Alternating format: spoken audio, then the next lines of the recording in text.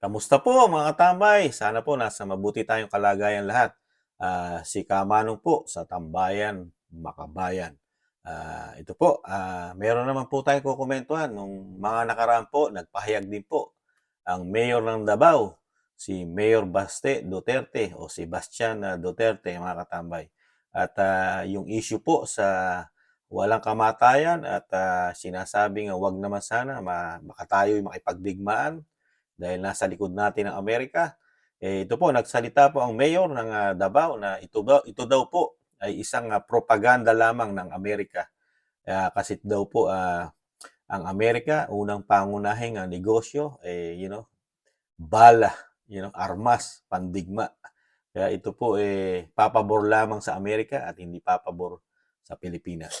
Ito po, komentuhan po natin mga katambay ang pahayag ng mayor ng Davao. Panguudyok ng Amerika sa Pilipinas na giyerahin ang China. Propaganda lang ayon kay Davao City Mayor Baste Duterte. Mga Amerikano ginagawa umano kasing negosyo ang digmaan kaya't siguradong maiipit at matatalo lang ang Pilipinas sa labang ito. Si Cathy Villanueva magbabalita. Ang kanang mga ingona na gira, basta gira gani, involved yun na dakong kwarta mga dagkong negosante. Wa tay kuan ana, wa tay benepisyo ana ilaka ng dula mo nang gusto sila anak kay kwarta na. Ito ang binigyang diin ni Mayor Sebastian Baste Duterte sa kanyang talumpati sa akbang ng Maisog Rally na ginanap sa Tagum City nitong linggo ng gabi. Ayon sa alkalde, mga negosyanteng Amerikano lang ang may benepisyo sa digmaan kaya hindi na nakapagtataka pang sila itong di na makapaghintay pa na girahin ng Pilipinas ang China.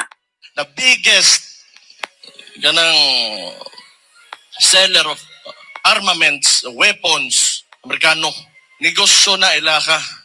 Propaganda na. Mo na pakita-kitaan mo unsay mga i-publish na nila sa social media para tanaw ninyo nga may kabaw mo sa tinuod lang o kanang o wala ng China diha. Dili lang man kita ang nag-claim ana. Naa pa ang Malaysia, naa pa ang Indonesia, naa pa ang Brunei, naa pa ang Vietnam. Hindi naman daw imposibleng sumiklab ang gyera dahil na rin sa patuloy na girian ng Chinese Coast Guard at Philippine Coast Guard. Kung karon, ayaw ingna, kumuatra sa China, pasagdan lang po nila nga kita'y mo tongtong diha. Di man gyud. Ikibaw mo, naratiba lang na away na between the Americans and the Chinese. Karon ginabitbit ginakuan ta karon, ginadamay ta. Ang nakapait diha pagyod o magkandalit sigyot tanan unya ogson ta mo adto gera by conscription, meaning compulsory ang imong enlistment na mahimo kay sundalo, patay tang tanan. Unya para sa ilang kagustuhan ra na. Pagbantay gyud mo ana kani mga posibilidad o kana mo abot gyud sa tuwang kana ilang ginabuhat nga kalaki karon. Wala eh. Kasabay Yan po mga katambay, napakinggan po natin ang pahayag po nung nakaraan po ng mayor po ng Davao, si Sebastian Baste Duterte. Tama po lahat ang sinabi po, may katotohanan po yun ang pahayag ng mayor ng Davao. Talagang ito po ay parang propaganda lang po na nadadamay po ang Pilipinas sa kagustuhan po ng Amerika dahil po talagang yung dalawang bansa pong napakalaki po na bansa katulad ng Amerika at ang China, nagbabanggaan po ngayon yan mga katambay, lalo sa ekonomiya at sa larangan ng negosyo at nauungusan pa sa ekonomiya ng China ang Amerika, di po ba? Napakalaki rin po ng problema ng Amerika. At yan din po talagang pangunahing kailangan po ng Amerika ang China.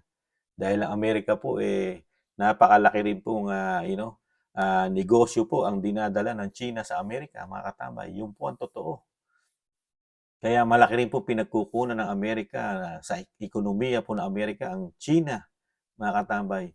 Pero sa kabila nun, baon po sa utang din ng Amerika sa China. Napakarami pong utang. Mas marami pong utang ang Amerika sa China kaysa sa Pilipinas sa China, mga katambay. Yun po ang totoo. Real talk po. Kaya yung nangyayari pong yan na pangunahin din po, totoo po yun, sinasabi ni Mayor, na pangunahing negosyo ng Amerika ay pangdigma. Totoo po. Dahil talagang nag-produce po talagang sa weapon, talagang naging expert po sila ang Amerika sa ganyang negosyo, pandigma. Nakita niyo naman po, lahat ng digmaan nandiyan ang Amerika. Nandiyan ang suporta ng Amerika, di ba? Puro pandigma, pampugsa, pangpatay ng kapwa-tao, di ba? Diyan po sinasabi nilang expert ang Amerika. Sana po hindi po magamit ang ating bansa. Kasi may mga pahayag din naman po ang pamahala natin, mga naglalabas po na hindi naman daw sana hindi hindi tayo sumunod sa kagustuhan lang ng bansa na yung pakinabang ay sa kanila, di ba? Dahil yung bansa natin ang madudurog at ang ating mga kababayan, kapwa Pilipino ang mauubos, mga katambay. Sana wag tayong sumuong lalo sa interest lang ng ibang bansa katulad ng Amerika. Wag po sana. Sana ang Pangulo natin ay makapag-isip po na hindi natin kailangan ng tapang, para ipagtanggol mo sa giyera na hindi mo naman kaya. Sana. At itong mga Duterte, nakita naman natin kung paano po ang ginawa itong ama ng mayor na si dating Presidente Duterte na hindi tayo nagkaproblema ng 6 na taon katulad nito. Magdadalawang taon pa lang o 2 taon pa lang sa administrasyon si Pangulong Marcos, napakarami ng tensyon ang Pilipinas sa China o sa China. Nakakalungkot.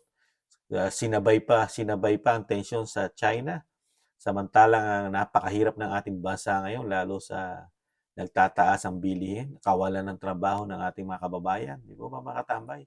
At napakarami pa, nandiyan pa, nagbabalikan na naman ng droga, nandiyan pa mga kaliwang grupo, terorista, krimen, kalalaking korupsyon na natuklasan sa gobyerno po ng pamahala po na ngayon, mga sa Kamara daw, di umano, sa Senado, mga korupsyon na extraordinary na sinasabi na tuklasan ni Sasot Rogandos na pinatunayan din po dahil mayroon po siya mga dokumento na nilatag. Kaya nga po nagkaproblema ang istasyon ng Kibuloy. At ganun din po, nagkaproblema rin po ang dating Pangulong Duterte dahil hinamon niya po na open the book ang Kamara at Senado. Pero wala pong humamon sa hamon ng dating Pangulo. Kaya ito po, naiipit din po ang mga Duterte, yung pangalan ng Duterte sa issue ng West Philippine Sea na kesyo pinamigay, binenta, di umano. Pero nananatili pa rin ang ating barko roon at mga kasundaluhan, di ba? Doon sa sinasabing pinag-aagawan. At hindi lang naman Pilipinas ang gusto sa mga teritoryo. Napakarami pong bansa. Nandiyan pa, kalapit bansa natin, di ba? Malaysia, ano pa? Yung Brunei, Indonesia o something na yung malapit pa sa atin, Taiwan, di ba? Napakarami pong na kumukuha o na gusto sinasabi sila rin ang may-ari. Yung mga isla na pinagtatalunan kasama ang China, di ba? Hindi lang po Pilipinas at China may problema po dyan sa West Philippine Sea. Marami pa pong bansa na mga Brunei, nandiyan pa. Di ba mga tamay, real talk po. Kaya kailangan, kung gusto mong girahin ang China, makikipaggera ka rin doon sa umaangkin din po ng teritoryo na sinasabi mo atin. Dahil hindi lang naman China umaangkin, di ba? Marami po tayong gigirahin yan, mga katambay. Dahil marami po umaangkin ang mga teritoryo po sa West Philippine Sea. Yun po ang totoo. Di ba? Kaya sana, itong pahayag ng mayor, sana marami pong magising sa katotohanan na walang idudulot ang giyera sa ating bansa at sa mga darating pang Pangulo na sana hindi maging, priority ng isang Pangulo ang giyera na ang bansa mo'y mahirap pa. Hindi mo nga matugunan ang problema ng bansa sa kahirapan, dadalhin mo pa sa giyera, di ba mga tambay? Nakakalungkot lang. Ingat-ingat po tayo mga tambay at panalangin po natin na walang giyerang mangyari sa ating bansa. Manalangin po tayo. Panalangin po natin. Tayo po ang kawawa at ang ating mga anak, ang ating henerasyon at ang ating lahi, mga tambay. Muli po si Katambay Manong, nag-iwan pong tis-tis lang mga tambay. makakabangon pa ang ating bansa at mabibigyan pa ang ating bansa ng tamang makabayang leader. Paalam. Bye-bye.